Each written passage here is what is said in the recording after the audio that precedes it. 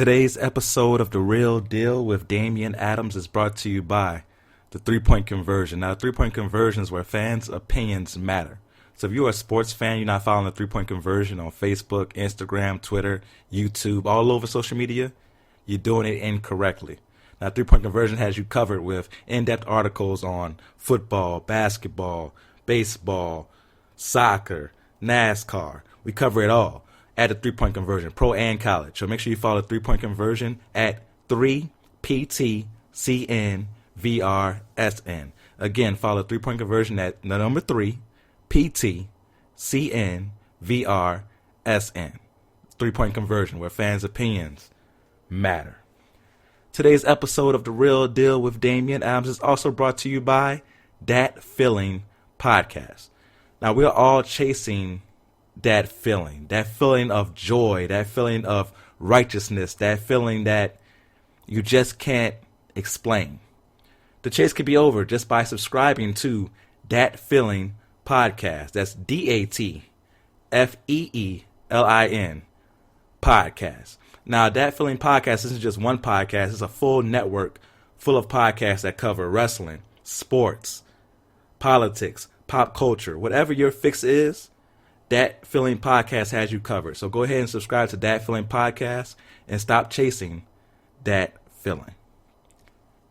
If you want to subscribe to being an advertiser on The Real Deal with Damian Adams, go ahead and hit me up at damian.adams98@gmail.com. That's DAMIAN.ADAMS98@gmail.com and get one of the best advertisers in the business. That's damian.adams98@gmail.com to advertise on The Real Deal with Damian Adams podcast. 5, 4, 3, 2, 1. Thank you for listening to The Real Deal with Damian Adams. This is Real Sports Talk for the real sports fan, and I definitely appreciate you real sports fans who are listening right now. If you're listening on Apple Podcasts, thank you. Please do not forget to help a brother out and give me that 5-star rating at 1, 2, 3, 4, 5th. That 5-star rating will definitely be appreciated.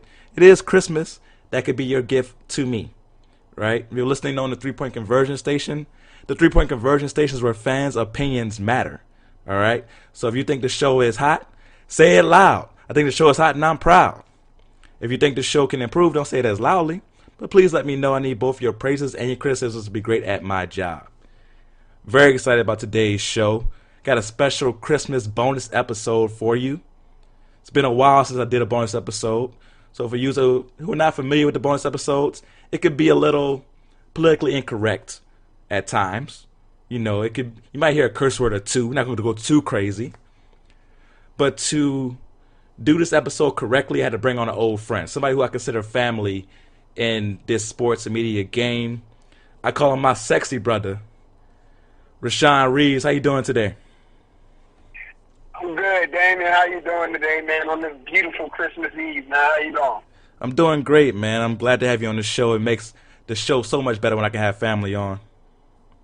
Absolutely, man. I appreciate you inviting me. No problem. And the last time I had you on the show, you were kind of in a transition period when it came to sports radio. So I wanted to get an update on that and let the people know what's going on with you. So where can we hear from you now? Well, as of the beginning of the year, I'm going to be starting my own show called The Blackout Show, and I'm going to be doing it on Friday and Saturday evenings. You know, formerly I'm with Kelly from the Red Zone Live with Kelly and Rashan.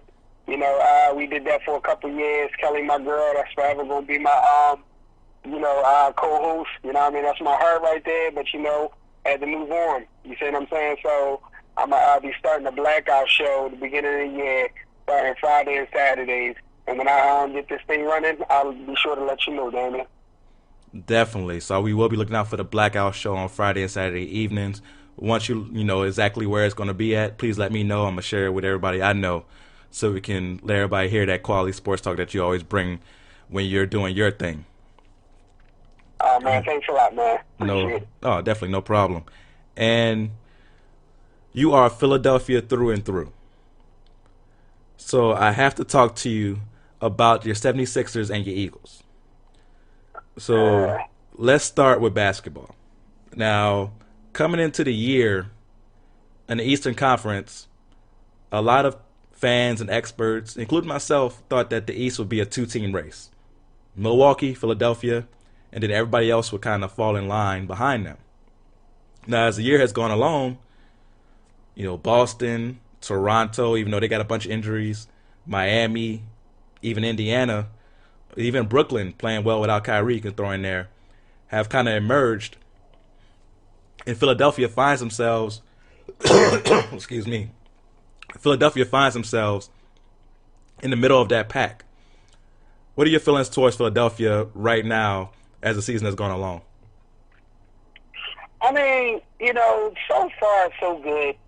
Coming into this year, we were worried about shooting, and that's still a part of the problem, but it's not a major issue because I think the guys are shooting from deep better than we originally expected.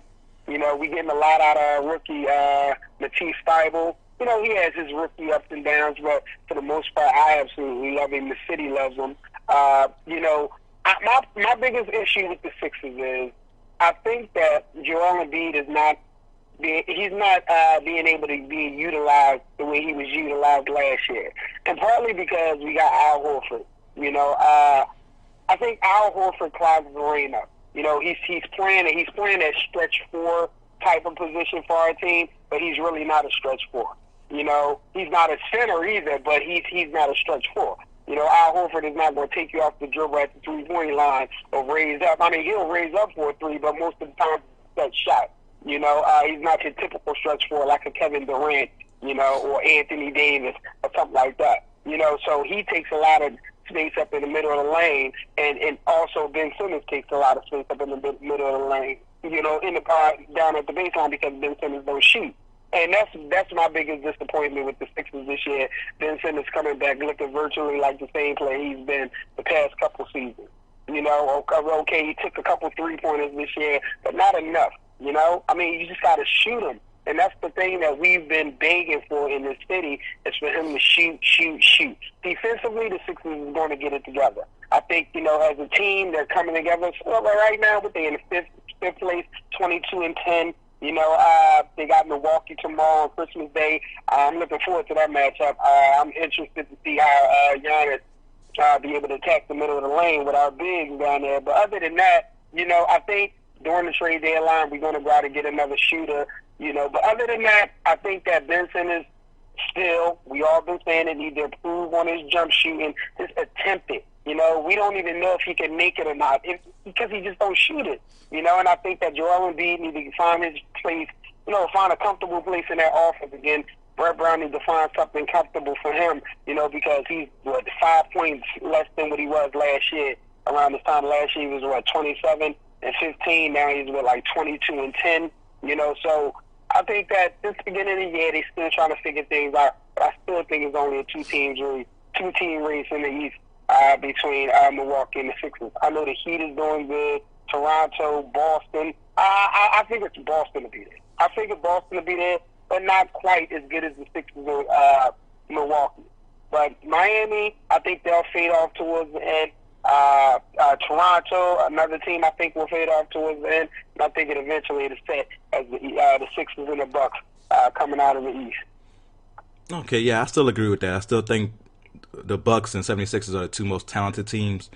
And as far as, depth and just a complete lineup, those two teams have it. And Milwaukee right now is playing out of their minds when it comes to just, you got Giannis who has, when you as a Sixers fan see Giannis shooting threes, does it make you even more upset with Ben Simmons? Absolutely. Especially Giannis recognizing that was a problem in his game, especially in the playoffs last year. The fact that he realized that, recognized it. People didn't have to tell him like we've been screaming at Ben Simmons to do for the last couple of years. You got the height that anybody in the NBA would want. You got the ability to dribble. run fast. The court vision is insane. You got all that ability, but the one thing you don't do is shoot. And that hinders your game. That hinders the team. You know, because Ben Simmons, I think, basically lost the 2 playoff series in the last couple of years against Toronto and against Boston the year before because they know he can't shoot. So that provides another defender, you know, against our offense, basically playing 5 against 4. You know, so, yeah, Giannis doing what he's doing is, I mean, Giannis is a rare talent, man. You know what I mean? We're just lucky that we're witnessing something like that. You know, we thought after LeBron, it wouldn't be nothing close to him. And now Giannis is coming. It's unbelievable, huh? Yeah, I definitely agree with that. He's a once-in-a-lifetime type talent. That big, that fast, that agile, and now adding shooting to his game. It's just ridiculous what we're seeing from Giannis. I'm really looking forward to that game tomorrow as well. Just one more thing on the 76ers. So we mentioned Miami. Jimmy Butler's doing very well this year. Do you worry about having a go-to guard come playoff time? We know that you can throw it into Embiid, and he can do his thing in the post or even, you know, shoot threes when he's trailing on a fast break. But when it comes to playoff time and it's hard to get Embiid the ball in the right position, do you worry about having a go-to guard to get you points? Well, Tobias Harris is supposed to be that, and I think, you know, over the last month or so, he's been filling in very well. The last game they played a couple nights ago, actually last night, he had 35 points. You know, and he's been stroking the ball. He's become more assertive. Listen, they all trying to find their place in this offense, particularly Ben Simmons and Joel Embiid. Ben Simmons is going to be Ben Simmons. But Joel Embiid, this is like the third incarnation of the Sixers over the last 3 years. You know, it's like last year we had Jimmy and Tobias. The year before that we had Dario Saric and Robert Covington. You know, so now we got Al Horford, Josh Richardson. You know, so it's been a mess for the past 3 years. But this is the team right here. This is supposed to be the foundation. And I think that, you know, by playoff time, this team would have gotten it together. I think Tobias Harris being more assertive, and I think Josh Richardson will come along. You know, and like I said, I like our bench with Mike Scott, James Ennis, and the rookie Matisse Thybulle coming off the bench. And don't forget, you know, my Serbian brother, Furkan Korkmaz. Listen, he's been stroking. You know, he's been stroking. So is it a worry now? Sure. You know, but this is the beginning of the year. You know, we still got the whole year to get this thing together. And like I said, I think Elton Brand is going to make a move during the, trade deadline, probably pick up another shooter, and we'll go from there. But as far as right now, they find out there, Kings, but I'm still happy with the 22-10 record. Yeah, I definitely hear you there, and I like the 76ers a lot. And looking forward to that game tomorrow. Should be a really good one between them and the Bucks. So now let's move on to your Philadelphia Eagles. Now, right now they stand at 8-7. They control their destiny in the NFC East. Now, it isn't over yet. They still have to take care of business this weekend.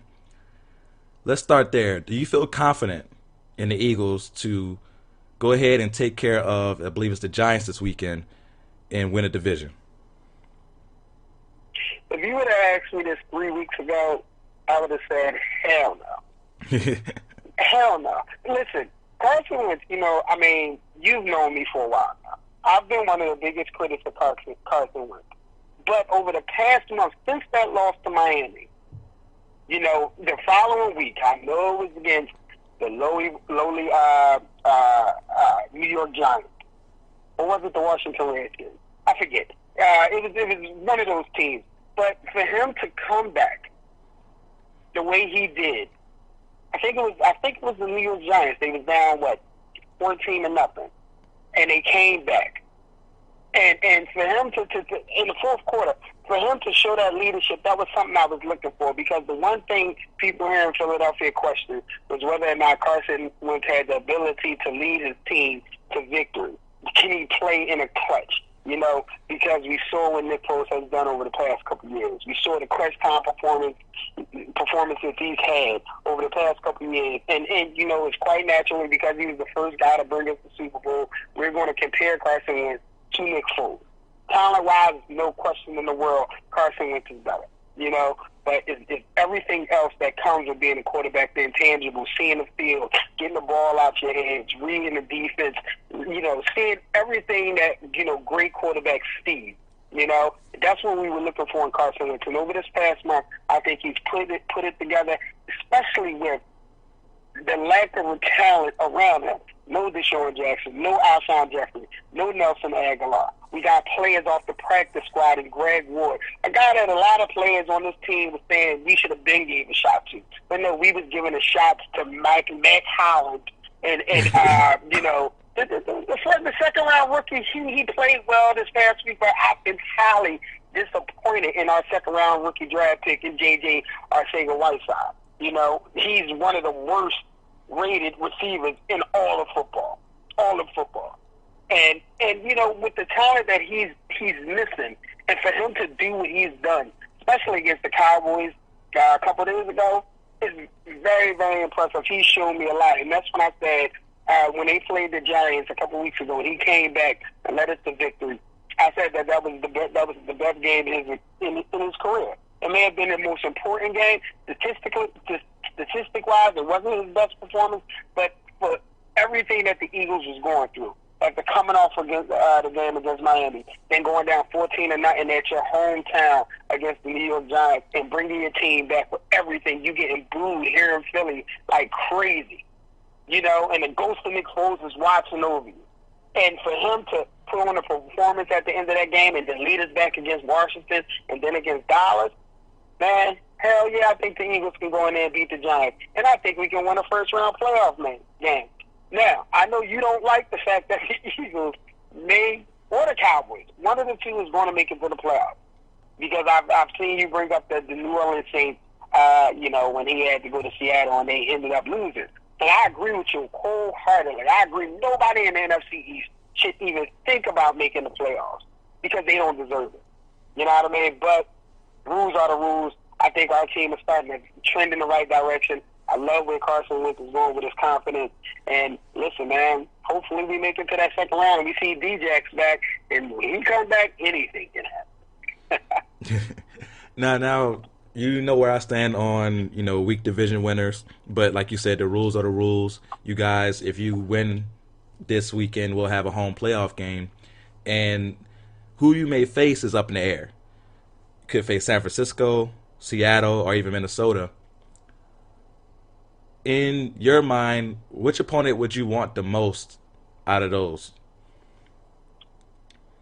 I might sound crazy, but I think San Francisco. Okay. Because that's the team that has the less playoff experience. You got a quarterback in J.J. Garoppolo, you know, coming into the playoffs. And listen, I actually like Garoppolo, but I've heard a lot of people been, you know, down on him. But his game a couple weeks ago, I think who was it against? Who was it that they lost to? When it was Seattle. I mean, not Seattle, the Saints. They lost to y'all, right? No, they beat us on the last-second field goal. Oh, my fault. I was thinking of somebody else. But Jimmy Garoppolo has been playing well over the past couple weeks.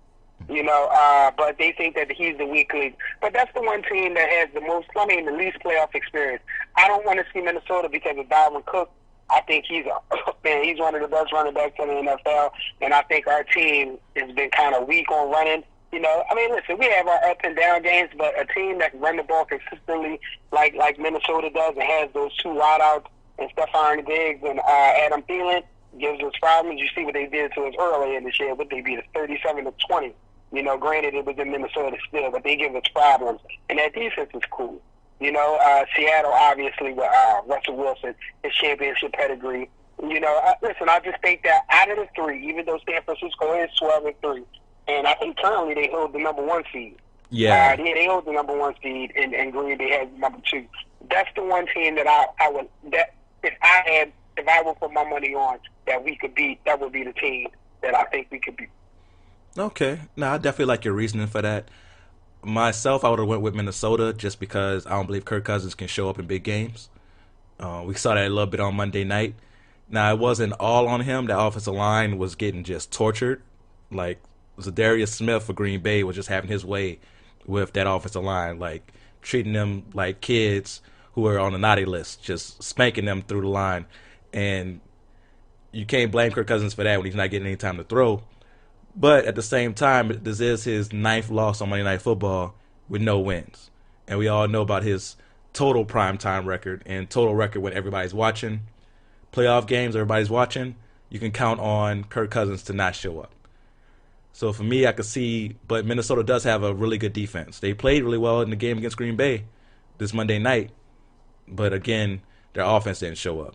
So it's a very interesting question. Seattle looked questionable against Arizona this past weekend. So all three of those teams have their flaws. And I can see Philadelphia. Yeah, I can see Philadelphia maybe being able to pull off an upset in that first round. So I'm with you there. But man, I want to thank you for coming on. We're going to take our first music break. When we come back, we're going to count down our 5 most gifted athletes of all time. And we're going to do a little spin on gifted. So, it could be most athletic, most lucky, whatever we think gifted means. That's what we're going to do. And of course, we're talking about gifts because it's Christmas and everybody should be getting their gifts, all right? So we're going to take this quick music break and be right back.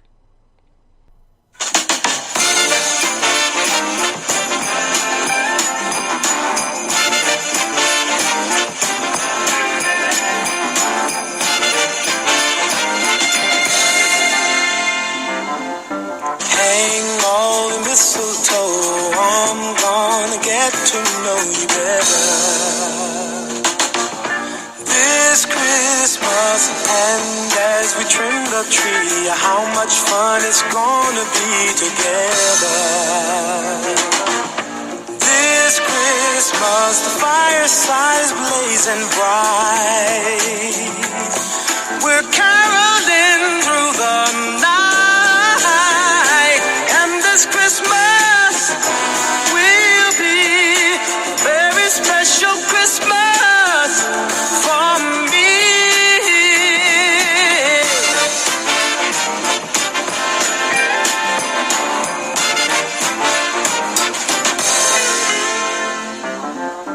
Presents and cards are here. My world is filled with cheer and you. This Christmas, and as I look around, your eyes outshine the town they do. This Christmas, the fireside is blazing bright. We're caroling through the night, and this Christmas will be a very special Christmas for me.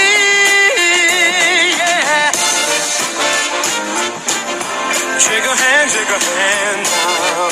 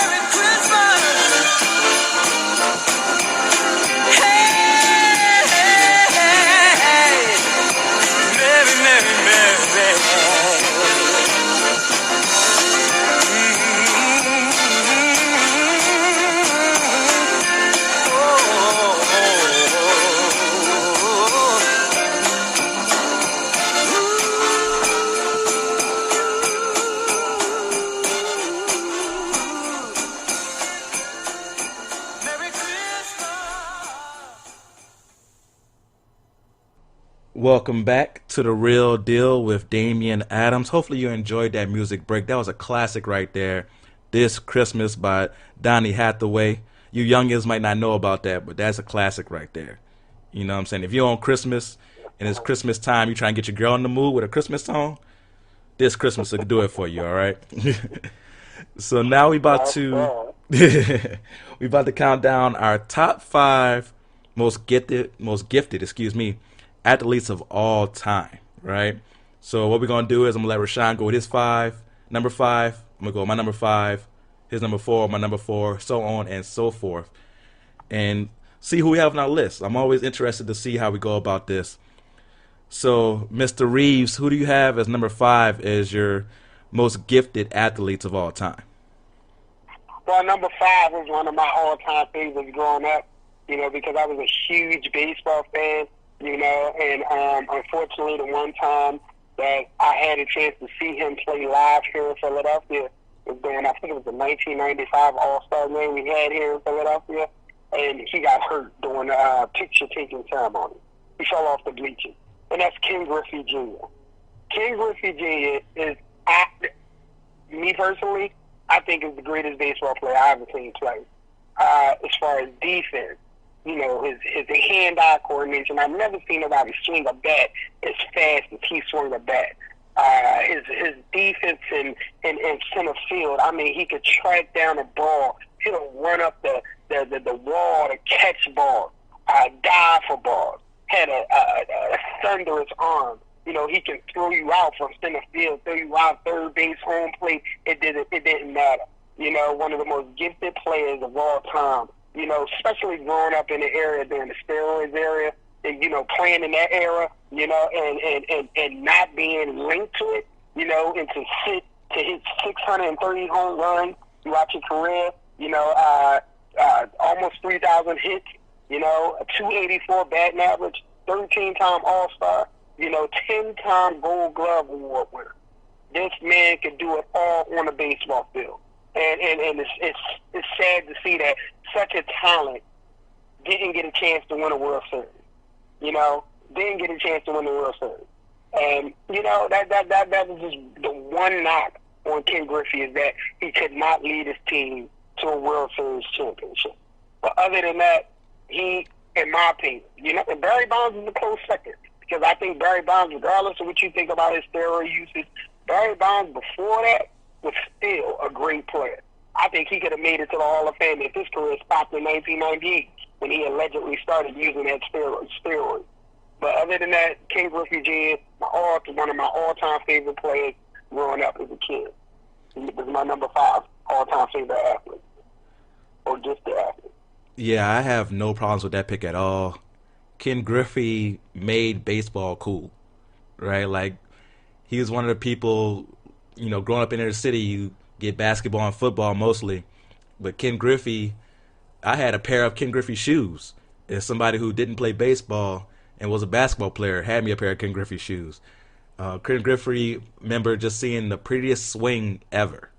And that's something that, you could practice on making your swing pretty, but you're going to swing naturally how you swing eventually. Like, it's just going to come through naturally. And that's a gift that he had, just that pretty swing where it took no effort. Like, it was no effort at all in that swing, and he just bombed the ball out like it was nothing. He had the gift of swag in baseball. He was one of the first people we saw in the home run derby with the hat to the back, making it look cool with the cool swing. So Ken Griffey, man, you mentioned how he had the dynamite arm along with the speed to chase down these balls in the outfield. And sometimes that was to his detriment, where he would run to the wall too hard and break his wrist or do something like that because he was so athletic. But his gifts, man, when it comes to just being an athlete, were great. He probably could have been a pro basketball player or football player because he was so athletic. And, you don't see that with a lot of baseball players, but they can transition to other sports like that. And Ken Griffey had all those gifts, man. So I have no problem with that pick at all, number 5, with Ken Griffey Jr. I'm a huge fan of his. Definitely one of the most gifted athletes of all time. For my number 5, I'm going to go boxing. I'm going to go with Floyd Mayweather Jr. as the number 5 most gifted athlete of all time. So when it comes to the physical gifts, you think about the quickness, when he was young, he was Pretty Boy Floyd. You can make an argument that he was the quickest fighter of all time. He's up there with Sugar Ray Leonard, Roy Jones Jr., some of the quicker ones today. Gary Russell Jr. He's in that conversation for quickest hands, quickest feet of all time. When he was younger, he also had speed. Along with the quickness, it was his foot speed as well that made it so hard for him to get hit with his reflexes. Like the gift, reflexes is something that comes to you naturally. That's a gift that takes time to refine, but is also naturally there. Excuse me. That you have to take time to refine, but it's naturally there as well. He also had power when he was younger. Now that power was somewhat zapped by his excuse me. That power was somewhat zapped by his brittle hands. But before his hands started breaking, he had a great knockout rate and was able to adjust as time went along because he also had the gift of his boxing pedigree. Having a dad and an uncle who were both successful in boxing showed him the blueprint of not only what to do, but what not to do. So he saw what mistakes not to make and also saw what made them successful. And he took that and became the most successful boxer of all time. Along with that, he had the business acumen. He knew, if I make you hate me enough, I can make you pay for the chance to see me lose. And as crazy as it is, he never lost. Now, he's touted to come back this year. I don't know if he'll take a real chance and fight one of these younger guys like Terrence Crawford or Errol Spence Jr. Probably won't. He'll probably take on Manny Pacquiao and, another warm-up fight that won't be somebody who's really going to challenge him. But he'll make so much more money again because he has a gift when it comes to making people interested, even if they don't like him. So when you think about the gifts of his natural ability, his boxing acumen in and out the ring, his business acumen, and just the ability to turn hatred into money in his pocket, he's definitely one of the most gifted athletes of all time in my book. How you feel about that pick? Man, that was my number 4 pick. I mean, but I got to back up, though. But I agree with you on that. I think that not only that, his greatest gift was the fact that, he had the ability to make you hate him and make you want to pay to see him lose. And, that trick never, not worked because he never lost. But another thing, like you said, his boxing acumen, one of the things that he did so well, as a boxer was his defense to see people. Like, he said that, I don't know how true it is, he said he rarely watched tape, he go in the ring and he study people as he go along. I mean, if you're a boxer fan, you can see Floyd do that from time to time, totally adjust his style to the way the guy that's boxing him is fighting, and he'll adjust to it. His counter punching ability was excellent. Like you mentioned, the fact that he had brittle hands and he didn't have the power that he had when he was younger, he supplemented that with his counter punching. He added counter. Well, he always was a great counter puncher, but as he got older, he utilized that more to score points and to remain accurate because he was always one of the most accurate fighters, in the history of boxing. Always. And when Floyd threw a punch, he intended to hit you and score points. Sometimes he tried to hurt you, but for the most part, he wanted to score points and, let you know that he was there. And his ability to pick you apart defensively, it was just unbelievable. So that was my number 4 pick, but I agree with you on Floyd Mayweather wholeheartedly. He's one of the most gifted athletes of all time. Yes, and so since I took your number 4, did you have another number 4 you wanted to go with? Yes, I do. Okay, so I'm going to go with Deion Sanders. Okay. Primetime Deion Sanders. Now, this is people that I grew up with.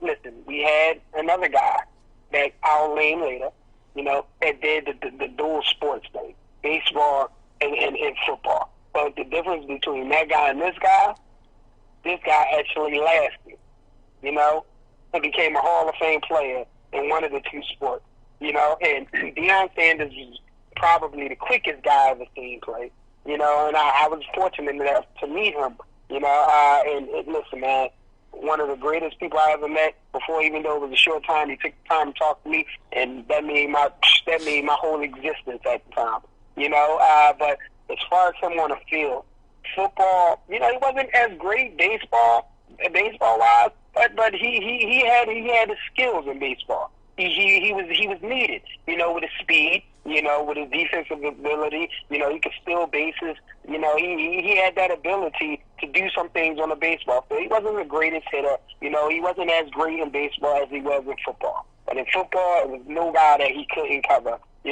I remember him watching him cover Jerry Rice. Jerry Rice is Deion Sanders is the only guy I saw give Jerry Rice fit. That can shut down a great Jerry Rice. And talk trash the whole time. It was to the point where, as though, when Deion had the opportunity to come to San Francisco, Jerry Rice didn't even want him because he couldn't stand it. Because he talked so much. But he backed it up on the field. His ability to recover, on the football field, to make pass deflections and interceptions. Then you can throw him on the offensive side. He was a wide receiver. He coming across the middle. He catching balls. He going deep. He catching over-the-shoulder passes. We know what he did on a punt return. One of the most feared punt returners in the history of the game. This guy did everything that you could want on a football field. And then as he got older, he moved to safety, and he played great at safety with Baltimore.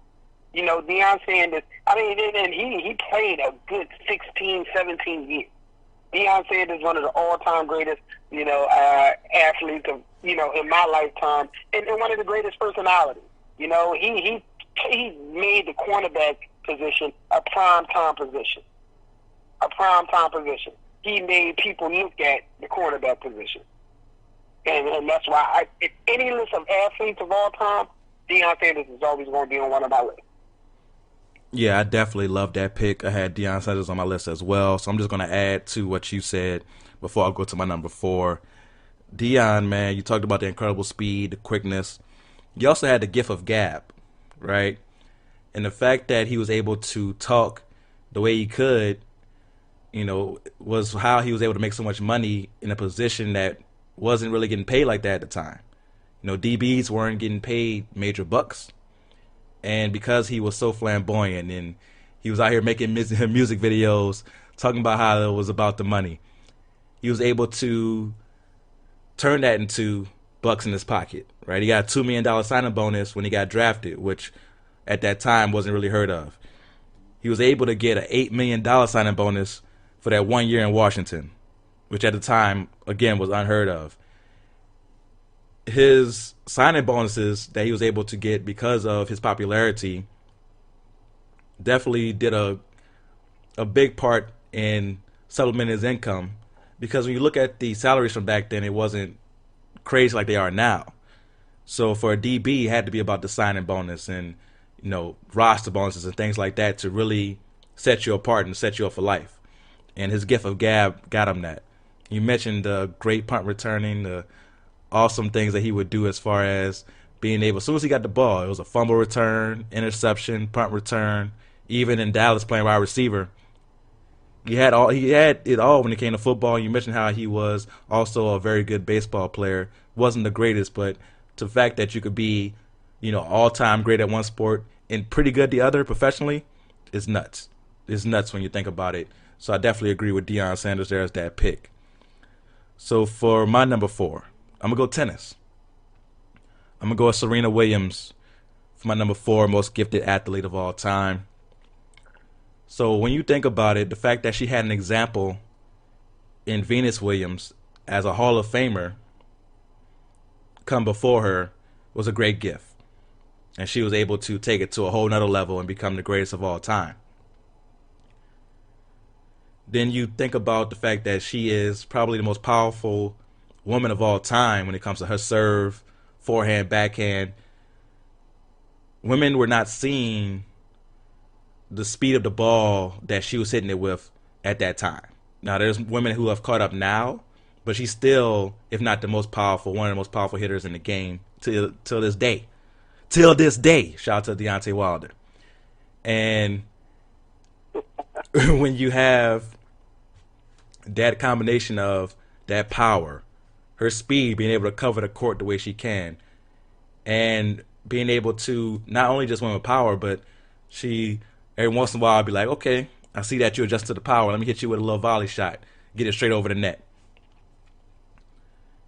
And it's a bonus episode, so I'm going to be a little politically incorrect. She has given us the gift, all straight guys, even lesbian women, whoever's attracted to women. She's given us a gift of the best body ever in sports. Okay. And I definitely appreciate it. I know my man Rashan appreciates it as well. Absolutely. So I have to throw that in there as well. So not only, the gift of having her father, who, trained 2 Hall of Fame tennis players in Venus and Serena. Excuse me. But you also have the gift of having Venus be a Hall of Famer, set an example for you. The gift of the natural power and speed. Of course, an incredible work ethic that she has. The gift of the best body in sports. She gave us the gift of the cat suit and plenty of other outfits that we will never forget. So Serena Williams is my number 4 most gifted athlete of all time. What do you think about that pick? I love it. She was my number 3, but, I figured that one of us would pick her, so I obviously got a backup plan for that one too. But Serena Williams deserves to be on any top 5 list or any top 10 or any greatest athletes list of all time because of the things you said. You just think about some of the things that happened throughout Serena Williams' life. The fact that they grew up in Compton, they wasn't a poor family, they wasn't the richest family.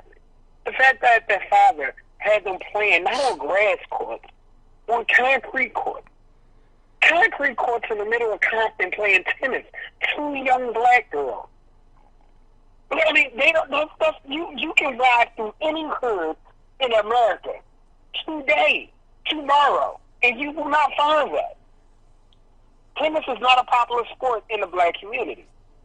And the fact that you had 2 African-American girls, coming up, Venus was supposed to be the greatest. And like you said, I think that pushed Serena to be the greatest because she had an all-time great as an older sister. Venus Williams has the body for tennis. The stereotypical body that you think about for tennis, tall, lean, long. That's Venus Williams. Serena Williams' body is not built for tennis. It wasn't supposed to be built for tennis. And the fact that she's that athletic, like you said, she can move around the court with quickness, with grace.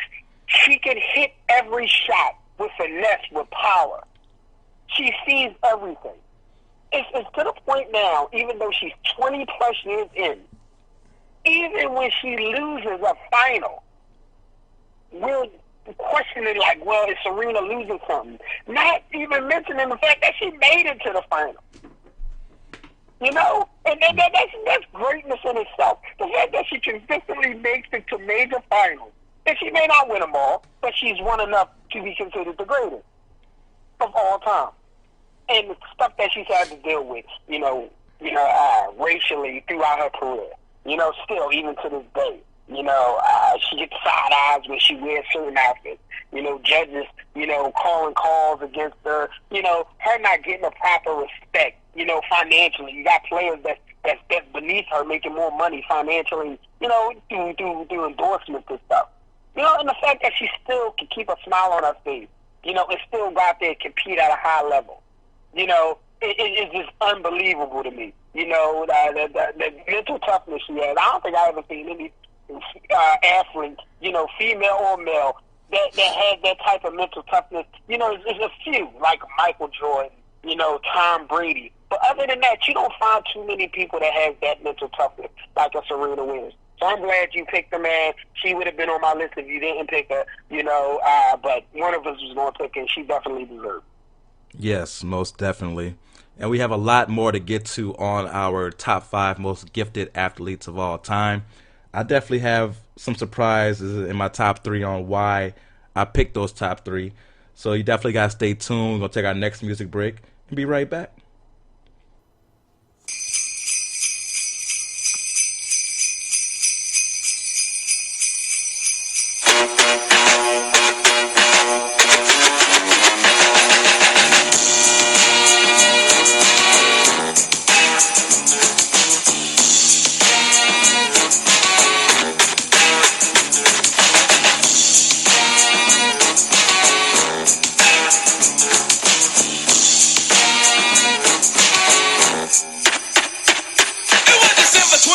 Hollis at the dark. When I seen a man chilling with his dog in the park, I approached him very slowly with my heart full of fear. Looked at his dog, oh my God, a ill reindeer. But then I was feeling good, the man had a beard and a bag full of goodies, 12 o'clock at night. So I turned my head a second and the man was gone.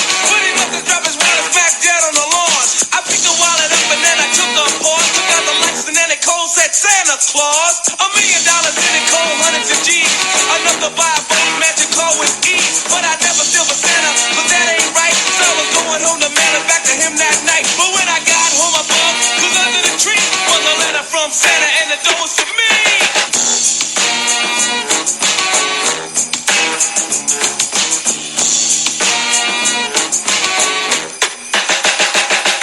It's Christmas time in Hollis, Queens. Mom's cooking chicken and collard greens, rice and stuffing, macaroni and cheese, and Santa put gifts under Christmas trees. Decorate the house with lights at night. Snow's on the ground, Snow White so bright.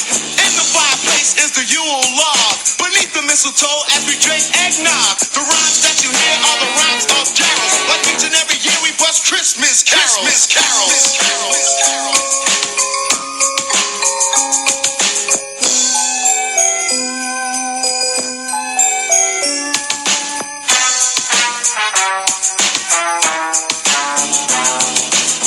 So loud and proud you hear it. It's Christmas time and we got the spirit. Jack was chilling, the hawk is out, and that's what Christmas is all about. The time is now, the place is here, and the whole wide world is filled with cheer. My name's DMC with the mic in my hand, and I'm chilling and cooling just like a snowman. So open your eyes, lend us an ear. We want to say Merry Christmas and Happy New Year.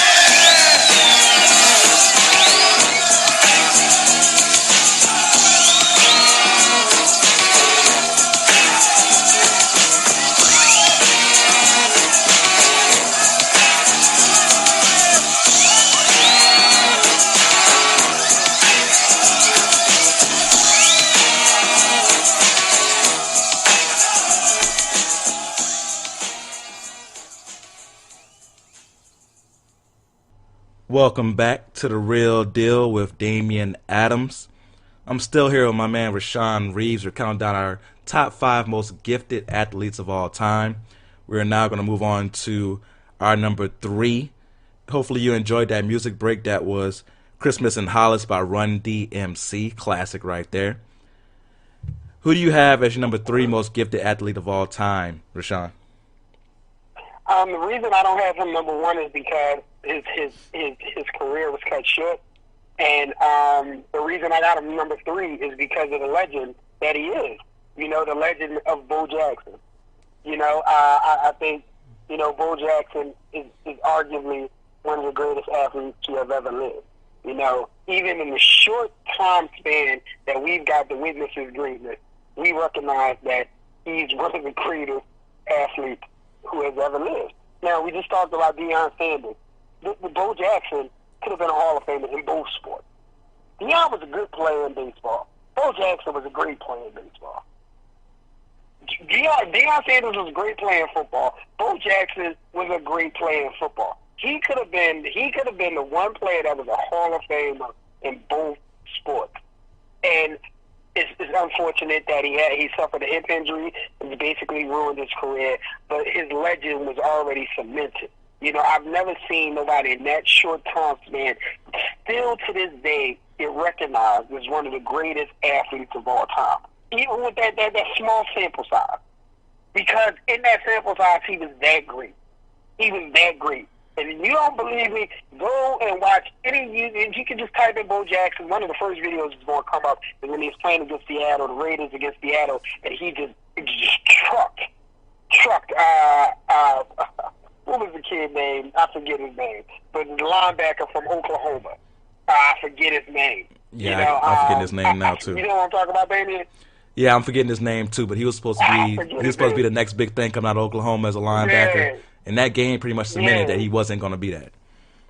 Yeah, exactly. And then it was, I don't know if it was in that same game or it was another game, but he blew by him on a 90-yard run.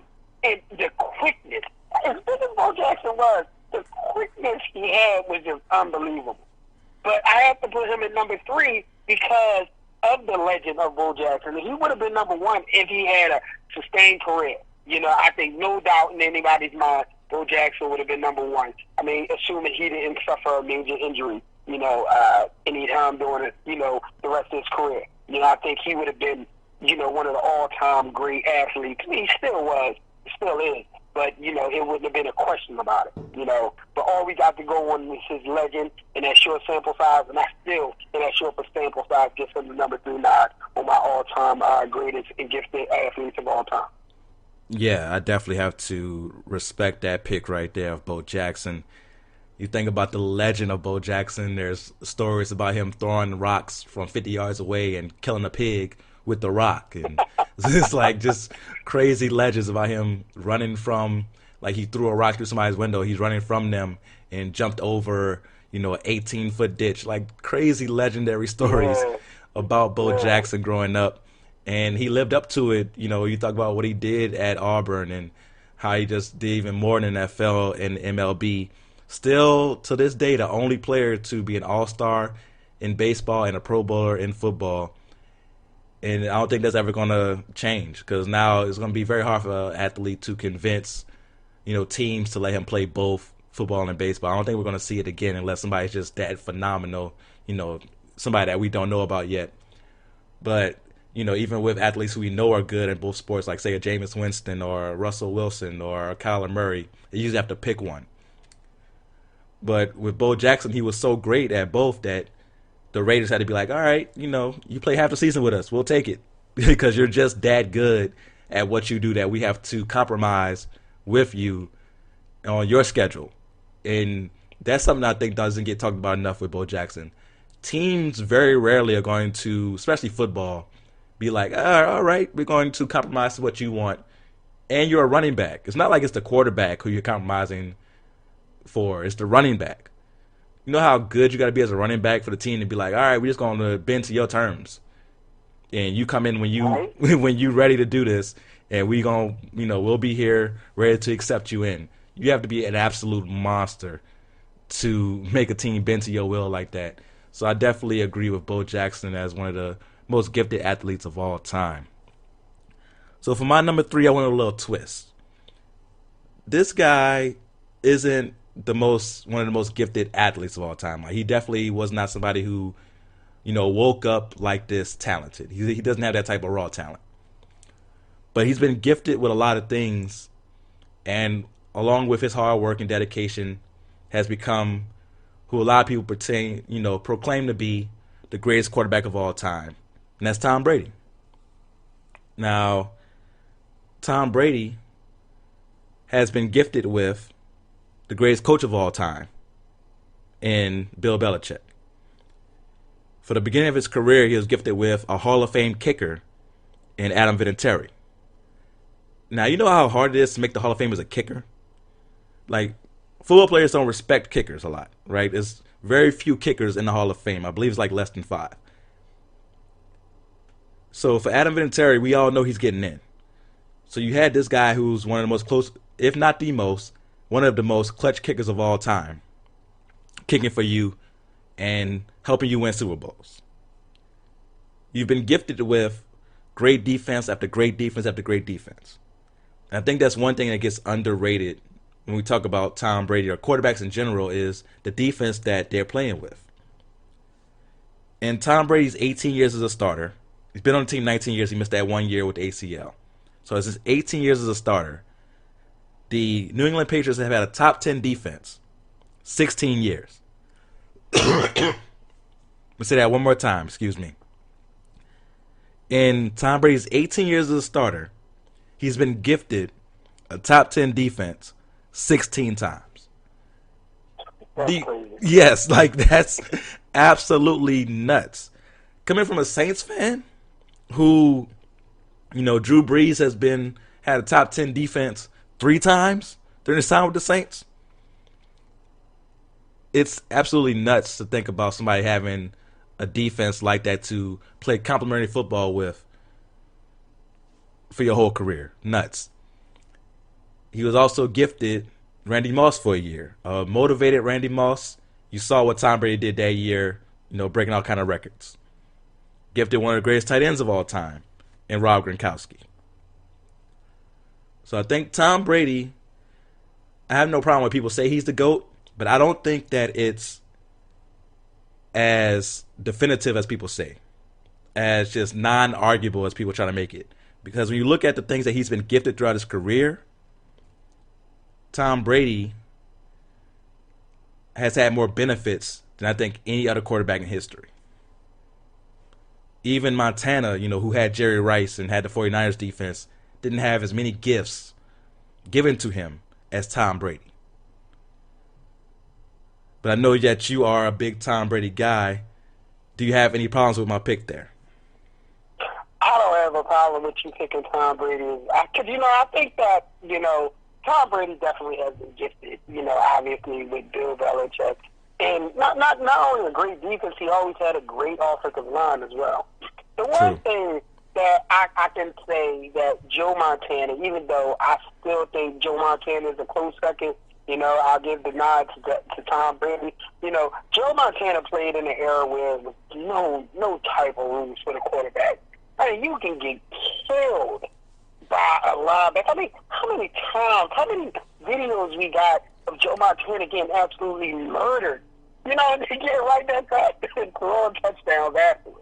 Yes, he played with Jerry Rice. Yeah, John Teller was a great second to tight wide receiver. He had Brent Davis, was his tight end. He had Tom Rathman, as a fullback who was utilized very, very much during the offenses at that time. So Joe Montana had a lot to work with, and he had Bill Walsh. He had a lot to work with. I just think that Tom Brady, as far as offensively, he didn't have, as far as the talent on the outside and running back. Not to mention Joe Montana had Roger Craig for the majority of his career, too. So I think that's what makes me give the edge to Tom Brady. But there's no question that, especially in today's NFL, Tom Brady has basically benefited from being a quarterback in today's NFL. Because they throw more, the penalties is geared to protect the quarterback. Everything is geared to protect the quarterback. They want more offense. And, listen, Tom Brady has benefited from that. But you can't take away the 9 Super Bowls, no, Damian. You just can't take away. You can't overlook that. You know what I mean? No, you definitely cannot overlook the fact that he's been in 9 Super Bowls, 6 victories. That definitely matters. But it's also, like I said, that's a team accomplishment. The quarterback does matter.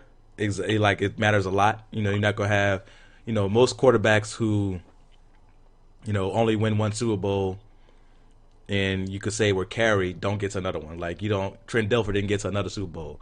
Brad Johnson didn't get to another Super Bowl. Excuse me. Fighting through a cold for you guys, all right? But when it comes to Tom Brady, you have to give him respect as one of the greats. Like, his stats alone, without the Super Bowls, put him there. But then when you add the Super Bowls, that's why a lot of people have him as the GOAT. But for me, I just have to make sure that we know that this is the ultimate team sport. And he's had the ultimate team for his career, pretty much, right? And when you have a top 10 defense, that automatically puts you in contention. Automatically.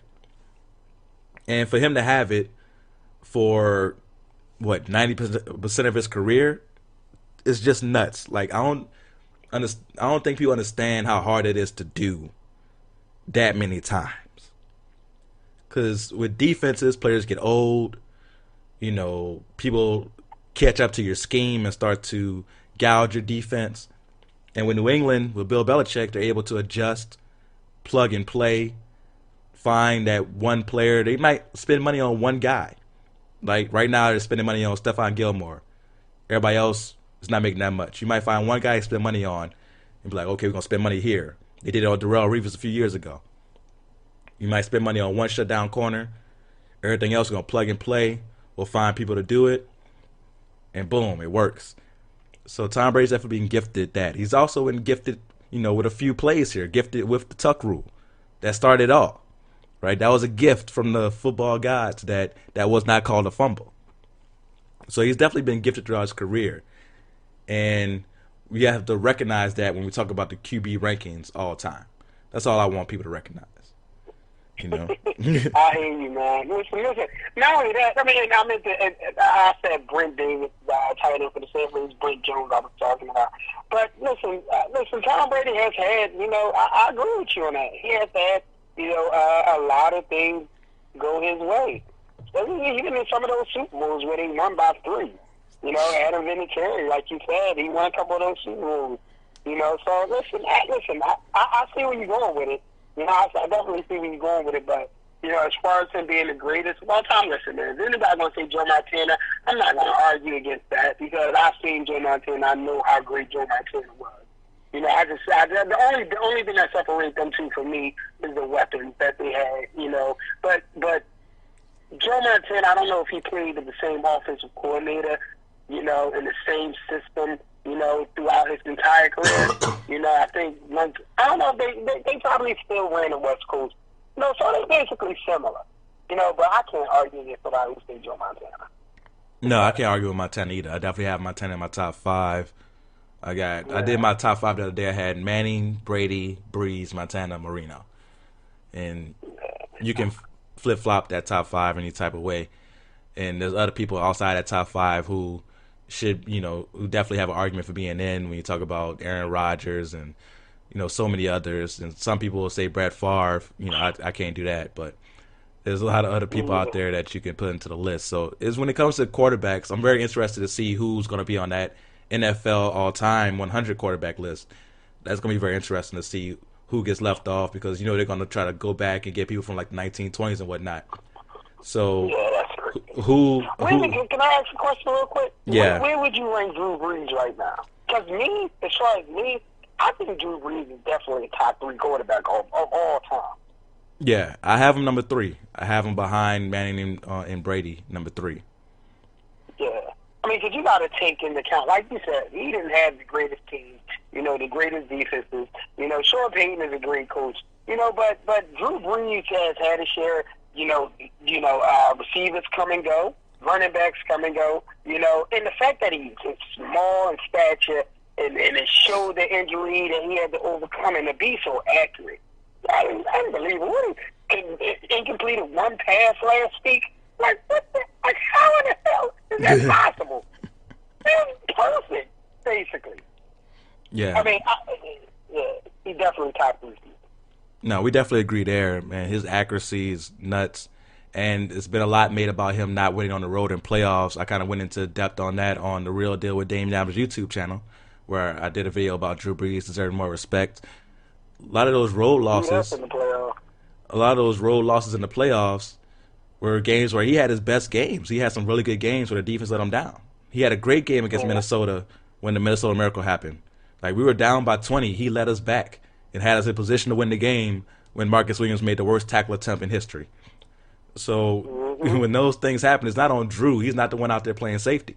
He wasn't out there when we played against San Francisco and Alex Smith had the best game of his career and hit Vernon Davis for a game winner with seconds left in the game.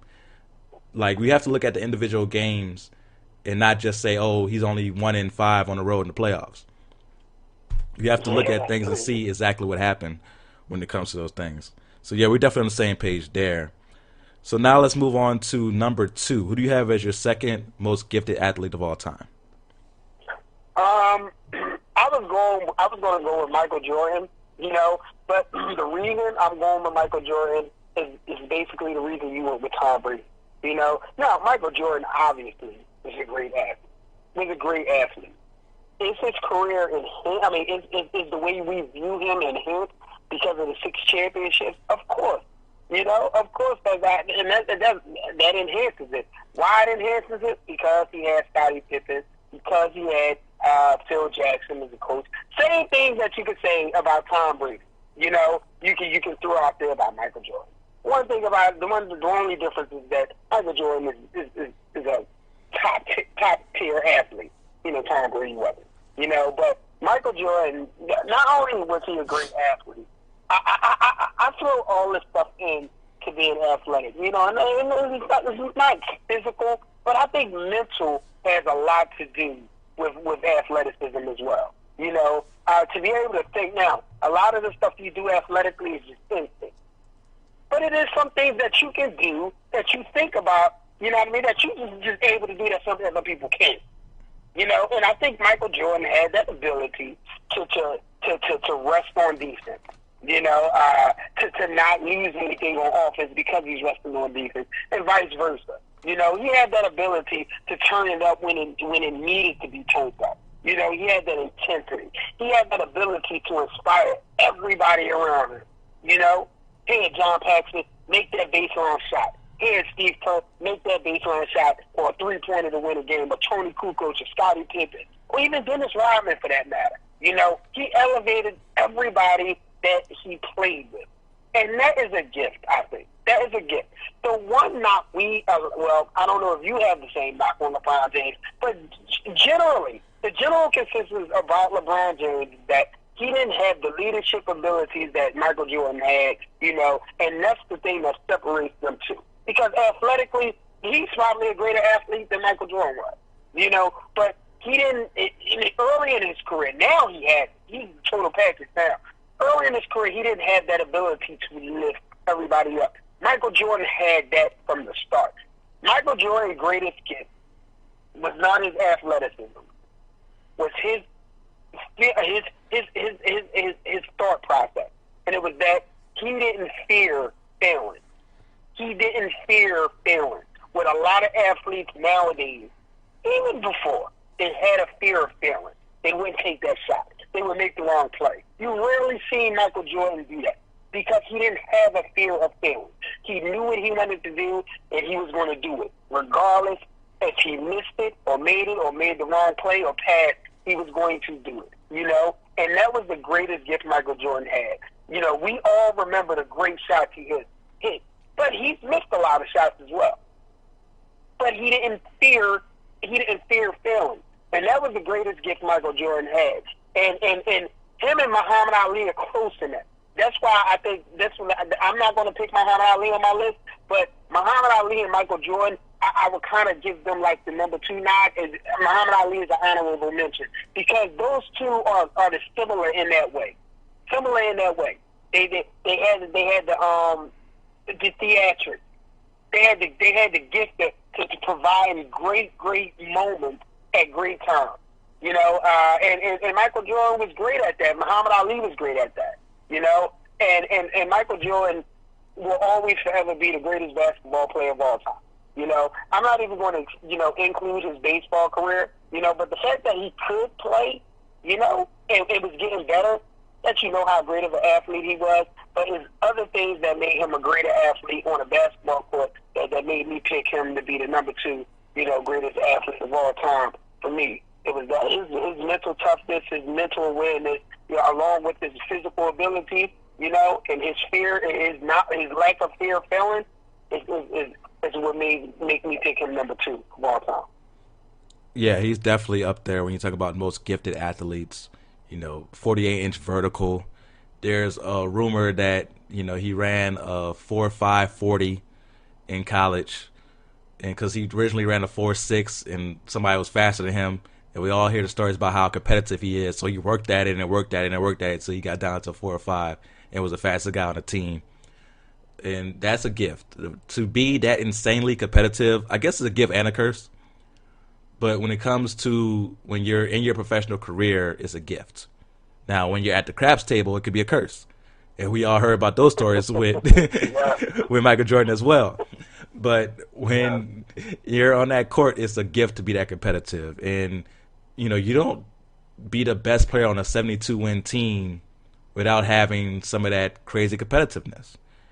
You don't win 6 championships without having that crazy competitiveness. It's something that, like you said, we don't know. LeBron James, of course, wants to win, but we don't know how much he hates to lose. With Michael Jordan, we saw that he despised losing. And I think that mentality, Kobe, of course, had it as well. There's some others out there like Kevin Garnett, people like that who you could tell losing it really made them their stomach was upset. Like they didn't want to eat. It wasn't fun after that. Like it was no joking around after they lost a game. Those type of guys are going to become champions, and lots of times multiple champions, right? In Kevin Garnett's case, only one time because of injuries. He could have won multiple in Boston if he would have stayed healthy, I believe. And Minnesota just never gave him a team. But when you have players like that, Michael Jordan with the great lateral movement, and I do believe Scottie Pippen was a great gift. I never forget, I had you guys on for a bonus episode. Shout out to Kelly, who it was our top 5 luckiest MFers in history, in sports history, and she named Scottie Pippen. And we both, our heads almost exploded with the disrespect she had for Scottie Pippen on the episode. Right, I remember that. But Scottie was definitely, like, he's up there. When you talk about the greatest defenders of all time, Scottie Pippen's up there.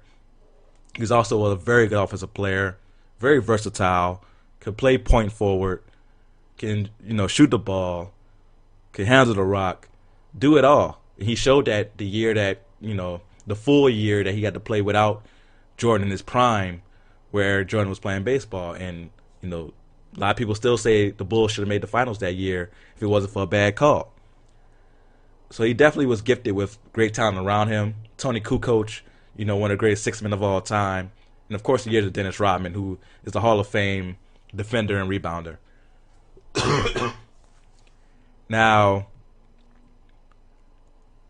yeah, I can't disagree with you at all when it comes to the gifts he was given and the gifts that he had as far as his physical ability and the competitiveness and that drive to get better and better and better. So Michael Jordan was a great pick at number 2. For my number 2, I originally had Dion, but you already named him. So I'm going to go with somebody else at number 2. I'm going to go another boxer at number 2. You're like, who could be a more gifted boxer than Floyd Mayweather? I'm going to go with Roy Jones Jr. When you think about the pure, just natural, I woke up like this ability, I don't know if you could name another boxer that had that more than Roy Jones. You may be able to say Muhammad Ali, because Muhammad Ali had the speed of a middleweight at a heavyweight, right? But Roy Jones, when he was at middleweight, had the speed of a lightweight. When he was at light heavyweight, he had the speed of a middleweight. When he moved up to heavyweight, he had the speed of a middleweight. Like, he was always faster than his division. And had the power to carry through that division.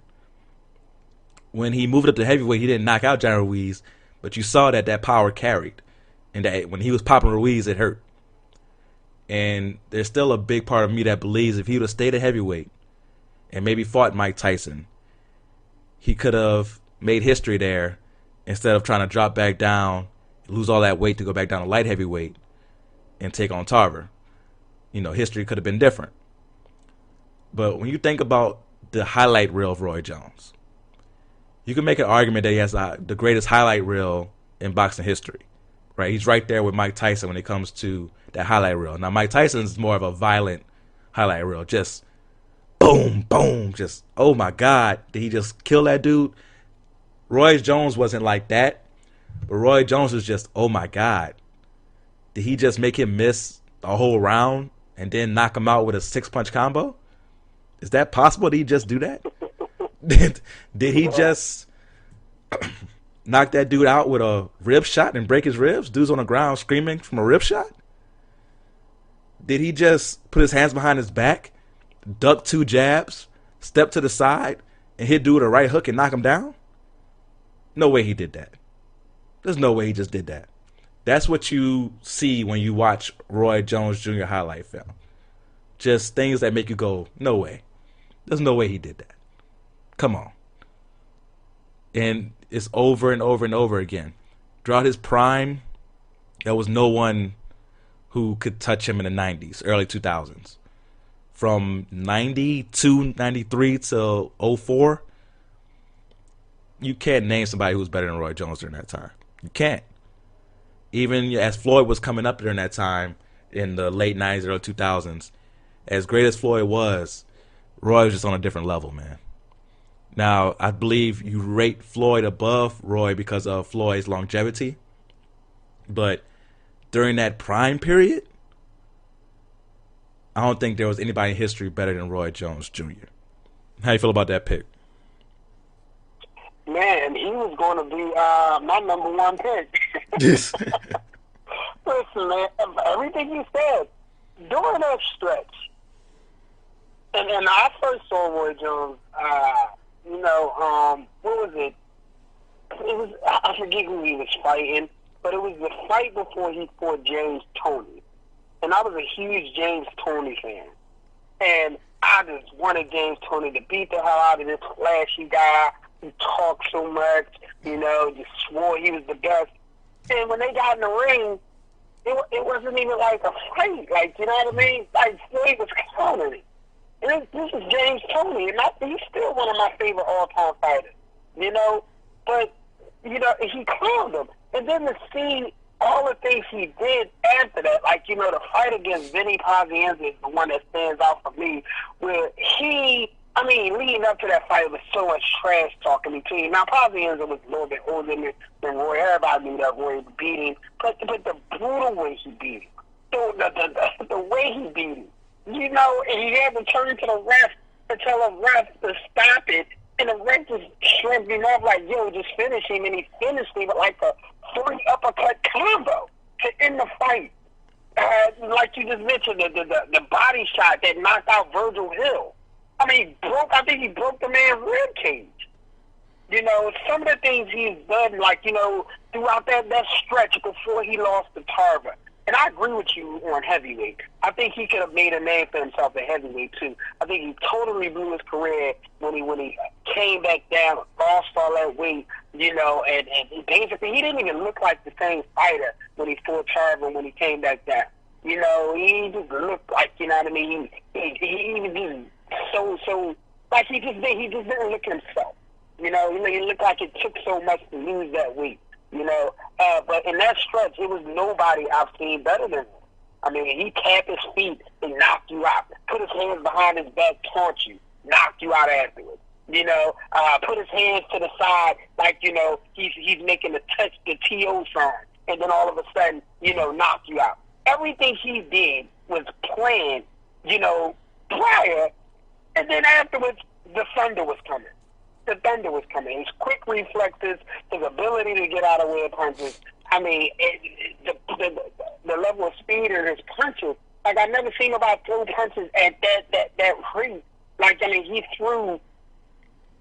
I forget who he was fighting. He had him in the corner, and he had to throw like 40 punches in like 15 seconds. I forget who it was he was fighting, but his hand quickness at middleweight. It was just something that just made you look in awe. He was going to be my number one. Because I've never seen nobody dominate a sport like that in that short period of time other than Michael Jordan. He was the Michael Jordan of boxing at that time. He was considered the greatest boxer of all time throughout that stretch, I think. Throughout that stretch. Yeah, a lot of people was talking about him as being one of the greatest boxers of all time. And people always talk about who he didn't fight and the level of opponents. No, the level of opponents was right. It's just that he was just that much better. He made those guys look worse. So he had to move up to heavyweight to fight somebody of the new. And he dominated him. Listen, man, everything you said about Roy Jones, is everything I think. Now, is he greater than Floyd? No. The longevity, you're right. He lost a few fights. He lasted a little bit longer than he should have. Floyd gets that nod because he didn't lose fights. Even when he was smooth and go, he still lasted and he still fought, and he still won. you know. But Roy, I've never seen nothing like him, you know, in that stretch where he was champion. Never. Even the great Bernard Hopkins, who's from my city, never seen nothing like Roy Jones Jr. Never. So I agree with you on that. But that was my number one. That's why I went a little bit long, because I wanted to add on to it. But Roy was my number one. I got honorable mentions, but Roy was my number one. Okay, yeah, and I definitely understand that. So, yeah, man, Roy, yeah, being a 90s kid was nice, man. Seeing Jordan and Roy Jones and Ken Griffey, like, that time was just nuts as a sports fan, getting introduced to these sports and falling in love with basketball because of Jordan, falling in love with boxing because of Roy Jones, you know, taking a liking to baseball because of Ken Griffey, who you mentioned earlier as your number 5 guy. It was a great time to be alive, man. It was a great time to be alive. So we're going to take our next music break, and when we come back, do our number 1 and our honorable mentions and recap our list. We'll be right back.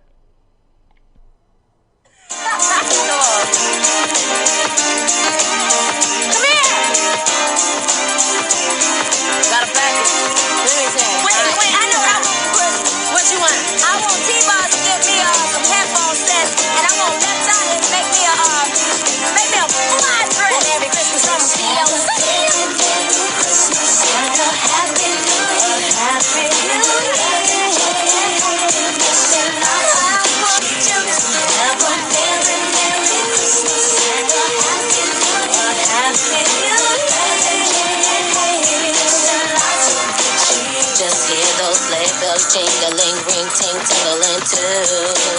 It's lovely weather for a sleigh ride together with you. Outside the snow is falling and friends are calling you blue. It's lovely weather for a sleigh ride together with you.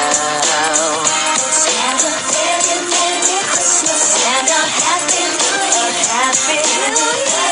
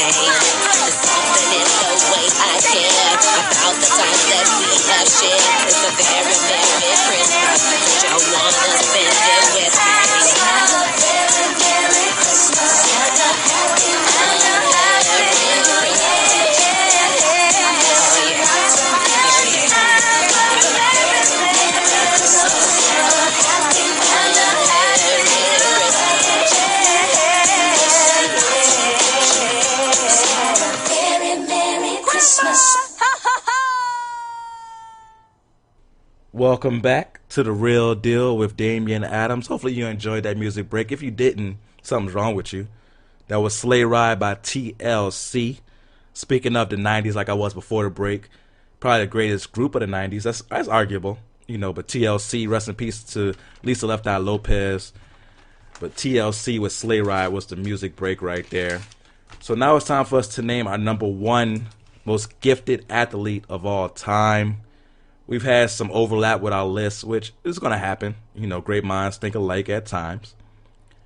But you had Roy Jones originally at number one. Did you want to go through your honorable mentions, or did you have another number one in mind? Well, I can name another number one. I don't think anybody can argue against this guy, Jackie Robinson. Jackie Robinson, obviously, April 15, 1947 became the first, well, not the first black baseball player in the major league. He's the one that broke the color barrier. Just to mention some of the things this man has done, as far as, sport. He played baseball. He was a quarterback with his football team. He ran track and field. He won 2 awards in broad jump. He was on a tennis team. The man was on a tennis team. He won a 1940 NCAA championship in the long jump, jumping 24 feet 10 and a quarter inches. This man did all of that before even picking up a baseball. Well, he played baseball, but before setting his mark in baseball. Now he wasn't the greatest baseball player of all time. He wasn't the greatest black baseball player of all time, but he was a great baseball player. He was a great baseball player for about 5 or 6 years. The Brooklyn Dodgers was close to the World Series or in the World Series, losing to the New York Yankees until they broke through, I believe, in 1955. They won. But this man done it all. I mean, he did it all. He fought in World War II at that. And that don't have nothing to do with athleticism. That's just a mark on his toughness. This man done it all.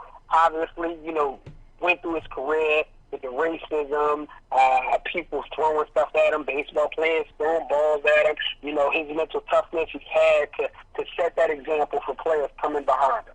He couldn't show the anger. He couldn't show the outrage that he had or disgust that he had that was thrown at him. That's a gift in itself. To look at a man that hates you, just simply for the color of your skin and feeling like you shouldn't belong. The fact that he was able to hold his head up high and play along with dignity, self-respect, and he could have lashed out, but him not lashing out showed how big of a man he was. And he set an example for all the players that would come behind him. And he was the perfect pick, that the Brooklyn Dodgers made, for him to be the first black player to break the color barrier. And like I said, he played so many other sports, and it was in college and, junior high school, but he was gifted in a lot of different sports. And he could have, at UCLA, he was the captain of the track, baseball, football. He was the first player. He was the first.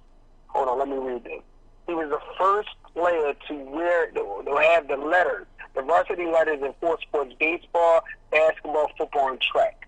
He was the first player at UCLA to have letters in baseball, basketball, football, and track. Now he's a Hall of Fame icon in baseball. Jackie Robinson. He was going to be an honorable mention of mine because I never actually saw him play. But I mean, how can you name a great athlete or have the greatest athlete list and not have Jackie Robinson on it? Yeah, man, that was very well said. When you think about Jackie Robinson, I love how you mentioned all the athletic accolades that he had prior to making his mark in baseball. And he also had the gift of just resolve, being able to, not a lot of people, man, could go through what he went through to make history, to make a difference. And hopefully there's some young people listening to the episode who understand the sacrifice he made that led the way to us seeing the people like Ken Griffey Jr. and seeing all the African-American athletes in baseball and basketball and football because of what he was able to do in baseball. And you mentioned how he was very athletic, known for stealing home plate, something that you very rarely see today. He had the speed to be able to do that. And, at a time where he could have easily been aimed at people to throw at him and do other dirty things to him, he was daring enough to go steal home plate when he knew what the consequences could be for him trying to get that run. And he had the ability and also the wherewithal and the toughness to say, I'm going to get this run. I'm going to steal this base. So definitely, man, a big respect to Jackie Robinson at number 1. Great pick right there. So originally for my number 1, I had Michael Jordan, who you already named.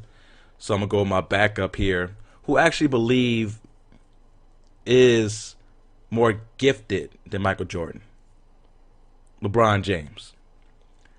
So when you think about LeBron James, right now he's about to be 35 on next week. I believe his birthday is New Year's Eve, if I remember correctly. So he's about to be 35 very soon. This is year 17, 18, something ridiculous. And he's an MVP candidate right now. Like, he's top 3, top 4 MVP candidate in the league. Leading the league in assists right now, year 17. The gift of durability. Michael Jordan didn't have many injuries, but even his second year, he had the foot injury that kept him out most of the year, but led to the Bulls getting an 8 seed, which led to his great performance against the Celtics in the playoffs, which kind of started the legend of Michael Jordan. So maybe that foot injury was a blessing in disguise just as far as his legacy. But with LeBron, his first real injury came last year, which was a groin pull. A groin might have been a slight tear because it really affected him pretty much the second half of the season. For you to go through your whole career with pretty much no injuries, never broke a bone. He had the one time where he said he broke his hand punching the board. That was self-inflicted. So you have no injuries, no broken bones, never tore a ligament. I don't remember one time seeing LeBron on an injury report for a sprained ankle. So the gift of durability, that alone is nuts. Then you throw on the top of it that he's the same size as Karl Malone. Karl Malone's no small dude. He's the same size as Karl Malone was in his playing days, but moves like a Clydesdale, right? Someone who was recruited as a tight end in football by Ohio State. I believe if he wanted to play football, could have been an all-time great tight end with his speed, ability to go up and get the ball. If he truly wanted to play football, he could have did that. But I think he made the smart decision playing basketball. So you think about that great athletic ability that LeBron has. And then he was able to turn that into so much money from endorsements. So much money by just being born at the right time, right? If Michael Jordan was playing right now, with his Jordans coming out, how much money would he be worth to a team? Like, just thinking about that, just trying to calculate how much Michael Jordan's contract might be is just nuts. And LeBron's been able to get that type of money that you can even imagine Michael Jordan would get at this time. That's a gift. Being 6'8", 250, probably runs a 4.5, 40-inch vertical, 40-plus inch vertical, being as strong as anybody in the league. Got the gift of playing with his best friend Dwayne Wade and a very underrated, I believe, Chris Bosh when it comes to all-time rankings. And getting his chips in Miami. I believe losing to Dallas was a gift. I believe that embarrassment of losing to Dallas in that first finals in Miami put a chip on his shoulder, which carried him to getting 2 in Miami and getting that 1 in Cleveland. And him seeing Dirk get that 1 in Dallas, I believe, is what really sparked the idea that he might have to go back to Cleveland and get 1. Because he saw that Dirk is good in Dallas forever. Like, it could be 40 years from now. Dirk is good. Like, you see Dirk in Dallas getting his food for free, getting his haircut for free, laundry done, whatever. Multi-millionaire, don't matter. Dirk is taken care of in Dallas. LeBron's going to be taken care of in Cleveland and Akron the same way because he brought that chip. And I think Dirk inspired that by beating him in the 2011 NBA Finals. LeBron James, in my personal opinion, is the most gifted athlete of all time. When you look at speed, agility, power, touch, which he added, vision, when you think about the fact that at his size, he's leading the league in assists, and he's top 10 in assists and top 10 in points all time. He's going to finish his career. He might be number 1 in points, depending on how long he plays, and top 5 in assists. This, like, what we're seeing right now is just absolutely ridiculous with LeBron James. And that's why I have him at number 1 as my most gifted athlete of all time. How you feel about that pick? I mean, one of us was going to pick him. And listen, man, I mean, you said it all about him. The one thing that I'm more impressed with LeBron James after all he did is the fact that he remained himself. He didn't let nobody drive him crazy. You think about it, he's the most scrutinized athlete in the history of sports. You know, from the moment he was a sophomore, you know, in high school, to the buzz started getting out. And from that moment on, from that moment he made that Sports Illustrated cover. It's been, like, you know, non-stop coverage of LeBron James.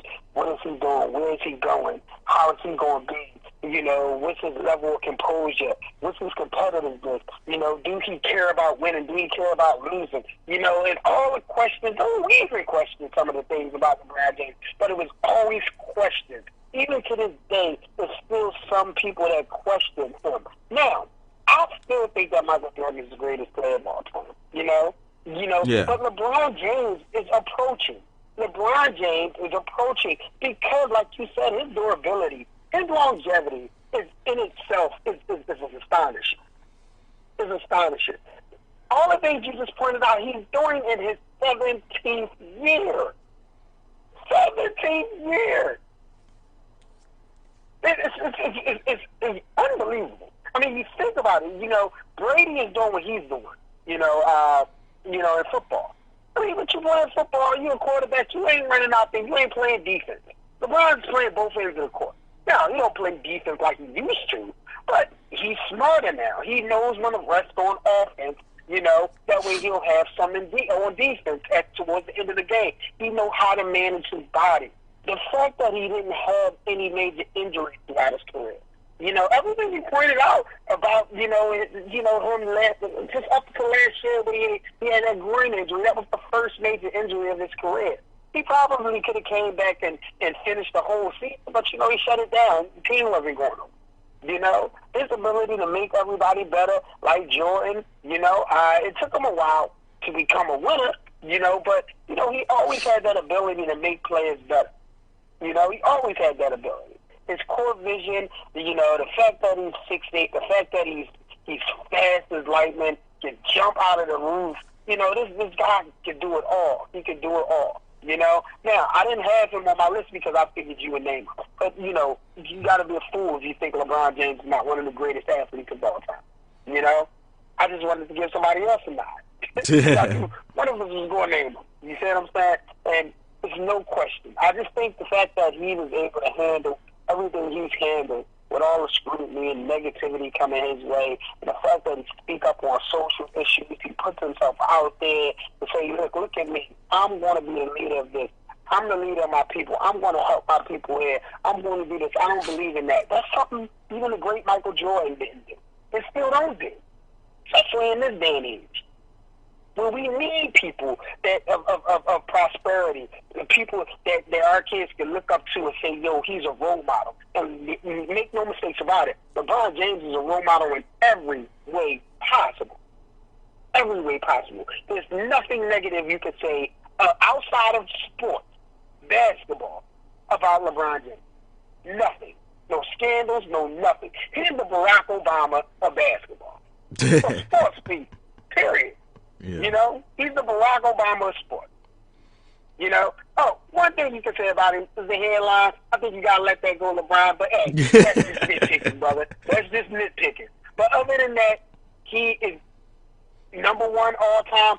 I'll never argue against that. Everything you said about LeBron James is totally accurate, and I ain't got nothing but praise of LeBron James. Nothing but praise of LeBron James. Yeah, we definitely on the same page with that one. And just to be clear, I'm saying he's the most gifted. I still have Michael Jordan as the greatest, but I have LeBron James as the most gifted athlete of all time. And now I want to get to some of your honorable mentions, some of the people who you struggle with when it came to making your list. Well, I didn't necessarily struggle with it. It's just that I think that Muhammad Ali, you know, that's one we could have threw up there, even though I mentioned him along with Michael Jordan. But the one player I always thought was physically gifted, considering his size, it was Charles Barkley. Charles Barkley. Just think about Charles Barkley. I mean, always big bone. But he was fast. At 6'4", he could jump, powerful. You know, I think Charles Barkley had great court vision, too, because Charles Barkley, I mean, like, growing up in the Sixers fan, Charles Barkley was like the master of the behind-the-back pass. I seen him make a behind-the-back pass from half court. And from half court, he was so good at a small, I mean, you think about his playing against people like Brad Doherty, who's 6'10", Karl Malone, 6'10", you know, Rick Mahorn before he became a 6'10", 6'11". Guys he banged with every night. He still was out there grabbing 20, 25 boards, averaging 26, 27. 6'4", can jump and dunk on you. Faster, you know, one of the fastest power forwards I ever seen, you know, besides LeBron James, you know, but you look at Charles Barkley, you look at him now, you're like, well, Charles Barkley, I could never imagine him ever, you know, being that type of athlete. But look at Charles Barkley back in the day. Even when he was at Auburn, when he was heavier than when he was when he became a Sixer, you know, he was doing all of that. All of that. It was one of my honorable mentions, but you know, to put him on there, I would have had to knock somebody, one of the other people off, and I just couldn't do it. But every time somebody mentioned athlete, he's one of the first people that come to mind because of his size and all the things he was able to do with his size. That's a very good honorable mention right there. You mentioned how you wouldn't look at him today. I was watching Basketball of the Night, and you know how Kenny Smith will race to the board. And Charles, for some reason, tried to challenge Kenny. It was moving so slow. And it's like, that guy used to be one of the greatest athletes ever and still is one of the greatest basketball players to ever do it. You mentioned undersized for his position, going against those guys each and every night, dominating. And, you know, he'll be the first to tell you that Dennis Rodman, who is known for rebounding, Charles Barkley has like 2,000 more rebounds. So when you talk about rebounds, we always mention Dennis Rodman, but you got to talk about the round mound of rebound than Charles Barkley, who, you know, could give you 25 points a game while getting you 12 rebounds. And also wasn't, you know, somebody who wasn't known for his defense, but was actually good on that end as well. Great athlete, man. So that's a very good pick. For my honorable mention, oh, go ahead. No, I was about to say that was just a couple I had. Yeah. For my honorable mention, you named some of them: Michael Jordan, Bo Jackson. You know, no need to even go further on them. Just all-time great athletes. The one I want to speak on was Michael Vick. When you talk about I woke up like this talent, Michael Vick definitely has to be in that conversation for just most raw talent of all time. Just roll out of bed, run a 4.2, flick the ball down the field 75 yards, agility, quickness, just everything you want in a football player, Michael Vick had. And when he was at Virginia Tech, the way he would dominate in college was absolutely phenomenal. Got to the league, and as soon as he got a chance, you know, he sat behind, you know, Chris Chandler for a little bit, and once he got in, his athleticism took over. And part of that gift was also a curse because he was so talented and athletic that he didn't study the playbook, didn't study film. He, now admits that when he was younger in Atlanta, he didn't do it. And once he came back from his stint in jail and being suspended and got to Philadelphia, we saw the best of both worlds come together for that special season that I'm pretty sure you're very familiar with, where he won Comeback Player of the Year. He still had the wheels on him and also had that cannon arm. I never forget that throw against Washington on Monday night where you guys did the play action out of the end zone. He launches it to Deshaun Jackson, and such an easy release to throw it 75 yards in the air. And if there's one person who could catch up to that ball, it's Deshaun Jackson. And still, till this day can still do that. That game probably shows you the max ability of what Vic could have been if he would have taken it more seriously when he was younger. So when it comes to just raw talent, I had to add Vic to my honorable mention there. Oh, man, that was a great one. That was a great one. I mean, you think you naming that game, that was actually the first play of the game. We went up 7-0. And in that same game, he scored 6 touchdowns. Well, he was responsible for 6 touchdowns. 3, 4, ran in 2. 6 touchdowns. I mean, that was his greatest game of all time. And like you said, man, if he just, took the time to study the playbook, Michael Vick could have been, he could have been the greatest ever.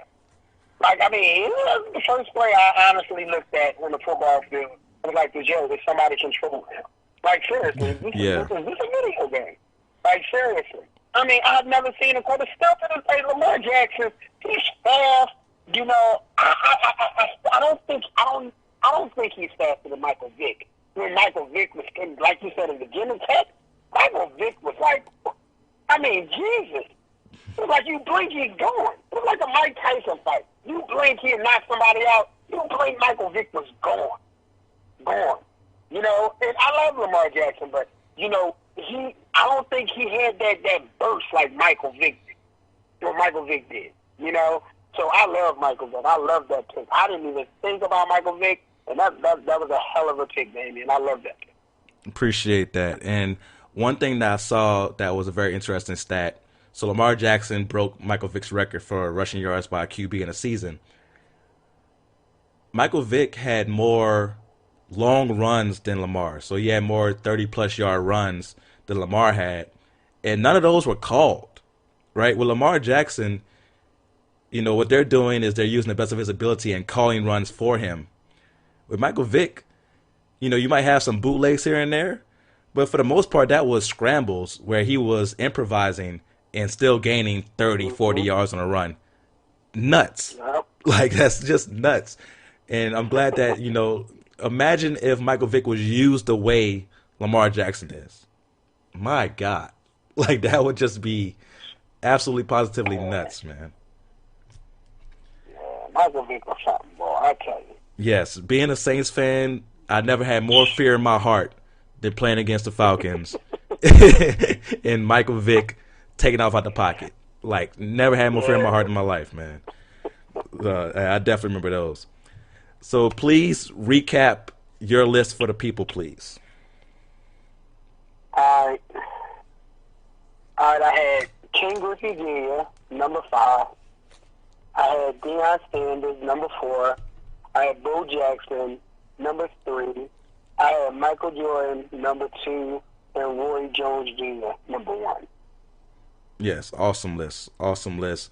Also, Jackie Robinson there. Great speech on Jackie Robinson and why he was such a gifted athlete as well. So for my 5, I had Floyd Mayweather at number 5. Number 4, Serena Williams. Number 3, Tom Brady. 2, I had Roy Jones Jr. 1, I had LeBron James. And my honorable mention was Michael Vick. So we're going to take our last music break. When we come back, we'll do our forgotten player and end the show. We'll be right back.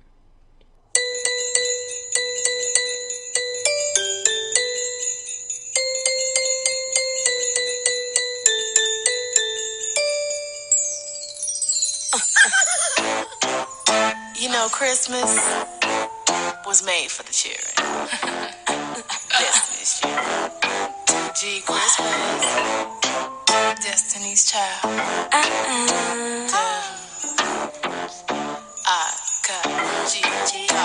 Say what? 8th day of Christmas, my baby gave to me a pair of Chloe shades and a diamond belly ring. On the 7th day of Christmas, my baby gave to me a nice back rub, then he massaged my feet. On the 6th day of Christmas, my baby gave to me a crop jacket with dirty denim jeans. On the 5th day of Christmas, my baby gave to me the coin that he wrote for me. Feeling that it feels so good, he makes me feel so in love. If he only knew what he does to me, my man, my baby. Oh, it makes me feel so lovely, so sexy. I'm so in love. How I love him for his generosity, my man, my baby. Doesn't it feel like Christmas? It feels lovely. Feel like Christmas. Feels so lovely. Doesn't it feel like Christmas? Doesn't it feel like Christmas? It feels lovely. Feel like Christmas. Feels so lovely. Feel like Christmas. The spirit of Christmas. On the 4th day of Christmas, my baby gave to me a candlelit dinner just for me and my honey. On the 3rd day of Christmas, my baby gave to me a gift certificate to get my favorite CDs. On the 2nd day of Christmas, my baby gave to me the keys to a CLK Mercedes. On the 1st day of Christmas, my baby gave to me quality T.I.M.E. Feeling that I feel so good, he makes me feel so in love. If he only knew what he does to me, my man, my baby. Oh, it makes me feel so lovely, so sexy. I'm so in love. How I love him for his generosity, my man, my baby. Doesn't it feel like Christmas? It feels lovely. Doesn't it feel like Christmas? Feels so lovely. Doesn't it feel like Christmas? Whoa. Doesn't it feel like Christmas? It feels lovely. Doesn't it feel like Christmas? Feels so lovely. Doesn't it feel like Christmas? Spirit of Christmas. Yes, it feels like Christmas.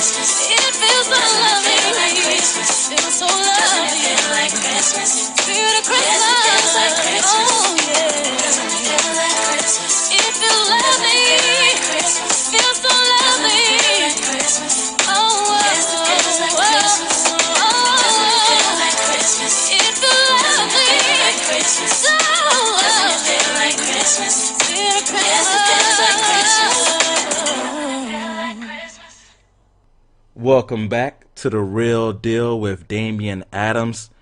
I know you had to enjoy that music break. That was a classic right there. 8 Days of Christmas by Destiny's Child. For you youngins out there, yes, that was Beyonce. Used to be in a group called Destiny's Child. There's some youngins out there who listen to the podcast who might not remember that. But she once was a part of a group called Destiny's Child.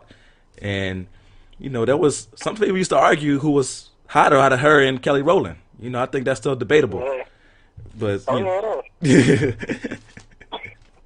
but you know, I don't want to get the beehive on me though, so I'm gonna shut up. But you know, it's debatable. But now it's time for us to do our forgotten players. This is where we pay homage to players who may have been good but not great, great but not recognized, or players who may have just forgotten about who we want to remind you of. So, who is your forgotten player today, Rashan? Man, my forgotten player is one of my favorite players of all time. You know, unfortunately, you know, he passed away in the prime of his career. The late, great Reggie Lewis to the Boston Celtics. Listen, man, you know, I was fortunate enough to meet him a couple of months before he passed away. Like I said, when I was young, I used to go to a lot of Sixers games, and he came in with the Celtics, and I was one of the fortunate kids that was able to go back to the locker rooms and meet some of the players. And he saw him out like he's one of the nicest people. Like his demeanor on the court was how he was off the court. And that's in that brief time I met him. And then after what I've heard other players and teammates, you know, talk and say about him. You know, quiet, very, very nice, respectful. You know, a little kid from South Philadelphia. He walked up to me, asked me for his autograph. He little small talk, gave me his autograph, shook my hand, and told me to have a good day and, get good grades in school. And just like, a couple months later, he was gone. But on the basketball court, he was just coming into his own in his sixth season with the Boston Celtics, averaging 20.8 points per game. His career averaged 17.8. Because he came in, towards the end of the great Boston Celtics dynasty, run. So, he was riding the bench. But, his second year, right off the back, after averaging 4.5 in his rookie year, 18.5 in his second year. And it was just on and popping from there. Like I said, one of the best small forward, shooting guards in the NBA. Lanky, he was a lanky 6'7". You look at Reggie Lewis, you think he was taller than 6'7" because he was so long. He was only 6'7", and he could shoot over anybody. And his jump shot was so sweet. So sweet. And he also played with the Paul Lawrence Dunbar basketball squad back in the day with Muggsy Bogues and David Wingate, who went on Georgetown, played for John Thompson and Patrick Ewing and those guys. But unfortunately, at the end of the 92-93 season, while working out, he had a heart condition and passed away while practicing after just recently getting a okay from a doctor who misdiagnosed him. Unfortunately, he misdiagnosed him, because Reggie still wanted to play. I don't know if Reggie had any influence over him being misdiagnosed, but the end result, he was misdiagnosed. Other doctors told him, like, look, you shouldn't be playing, or you should be taking a certain type of medicine. And Reggie thought he was okay, and unfortunately, he passed away, while practicing. But I think that he would have been, a perennial all-star. If he would have carried on that career, who knows? He probably have been a Hall of Fame player. But just his demeanor on the court, his silky smooth way of playing. He can rebound. He was the anchor of that Boston Celtics team in 1992-93. Towards the end of Bird's career, it was becoming Reggie's team, and it was just unfortunate. Boston had some unfortunate tragedies. Obviously, we all know about Lynn Bias, but Reggie Miller actually played for the team, became a star, became an all-star in 1992. I think there have been, plenty more all-stars had he had the opportunity to live and play out his career, but unfortunately he passed away. And I'll never forget that short period of time where I met him. And I just think that, when you think about players that could have been great in the NBA, he's one of the players that you rarely hear mentioned, and I just wanted to give him a shout-out. Reggie Lewis, one of my favorite players of all time. That's a very good forgotten player right there. Rest in peace to Reggie Lewis, someone who, like you said, potential was there to be to the sky, unlimited. And unfortunately, he passed away, and we got robbed of seeing what he could have been. So it's a very good forgotten player. For my forgotten player, I kind of stayed in that gifted zone of, athletes who just had this crazy ability. And I went back to the 2006 NFL draft. Now, this draft included college stars like Vince Young, Reggie Bush, Matt Leinart, DeBrickashaw Ferguson, A.J. Hawk. And with all those guys in the draft, the number 1 overall pick was this freak out of North Carolina State named Mario Williams. And I remember people going crazy because, Reggie Bush wasn't the first pick. And they were like, Mario Williams, how is he going to be number 1 over Reggie Bush and Vince Young and Matt Leinart and all these guys? And turns out, out of all those guys, he probably had the best career. DeBrickashaw Ferguson was very good as well. So you can make an argument for DeBrickashaw Ferguson as offensive lineman. But out of those guys, Mario Williams, 4 Pro Bowls, all pro, had 5 seasons over 10 sacks, played 11 total years for the Texans, Bills, and Dolphins, had 1 all-pro season as well, finished his career with 97.5 sacks, 399 total tackles. Someone who's not a Hall of Famer, but definitely should be remembered as a very good to great player who came out of a star-studded draft and was the best player out of that draft. Lived up to being a number 1 overall pick when people were very, very critical of the Texans for not taking Vince Young or Reggie Bush. Reggie Bush, had a solid career, but did not live up to, the Barry Sanders comparisons that he had. Helped out the Saints. He was a part of that Super Bowl team, but definitely was not the guy who we expected him to be. Vince Young, Rookie of the Year, never lived up to his potential either. Matt Leinart, I remember predicting he was going to be a bust, and he was.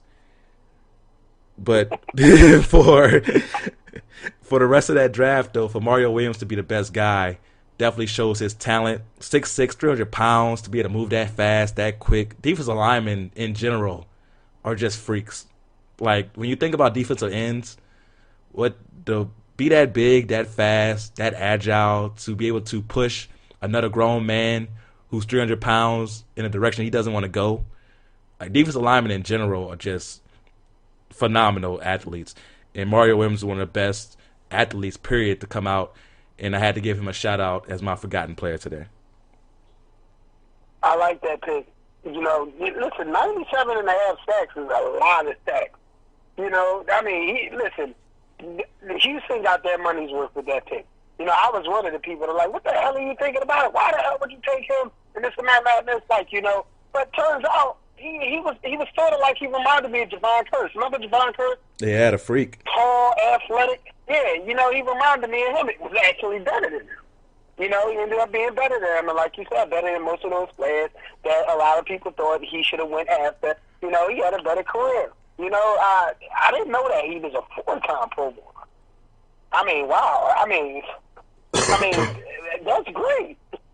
That's great. I mean, you think about, listen, living here in Philadelphia and seeing some of the draft picks that have come through here, if we got one of our draft picks to make one Pro Bowl, I'll be happy. One. You know? But, yeah, that's a great pick. Mario Williams turned out being big to be one of the great defensive ends, you know, the 2000s, you know, so, or the 2010s on up, you know, so that's a great pick. Thank you, sir. So big shout out to our forgotten players, Reggie Lewis and Mario Williams. So please let the people know where they can follow you. Please let them know again that, you know, the name of your show that's coming up, and we'll make sure that they know when exactly it comes up and where it's going to be. Definitely. More than likely, my show is going to be on Blog Talk Radio, and I'll give you the details, and I'll let you know, Damon, you can, you know, tell it to your listeners. You know, but it'll be beginning of January, middle of January, no later than middle of January. It's going to be called the Blackout Show, and I'm going to do two shows a week, Friday and Saturday. And, you know, you can follow me at BabyBlack1977 on Twitter. That's basically my handle for all my social media accounts. You know, at Rashan Reeves on Facebook. But, you know, Twitter is where you can find me mostly, you know, so...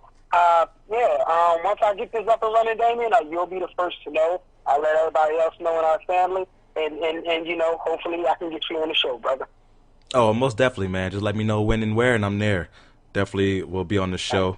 Like I said, I consider you family here in the sports media game, so I'm looking forward to hearing you back, giving you great takes and giving you great perspectives on sports, and just bringing that Philly passion that I love, man. I've never been to Philadelphia. Right. But with all the people who have had on the show from Philadelphia, I feel like I know the city. I can't wait to go there one day. I know I'm going to be good to go with all the people that I've, you know, run into through this media game that's in Philadelphia. So I definitely love you guys for that. Love you guys for listening to the show, man. Thank you for coming through and supporting. I definitely appreciate that. Make sure you follow me at The Real Deal WDA. That's on all platforms. The Real Deal, W as in whiskey, D as in Delta, A as in alpha. On all platforms, okay? Share this with everybody. Don't be selfish with the gift, all right? Unwrap it. Share it with your friends, all right? Just don't be holding it to yourself. That's not giving. That's not in the holiday spirit, all right? So share the podcast with everybody you know, all right? And until next time, go real or go home.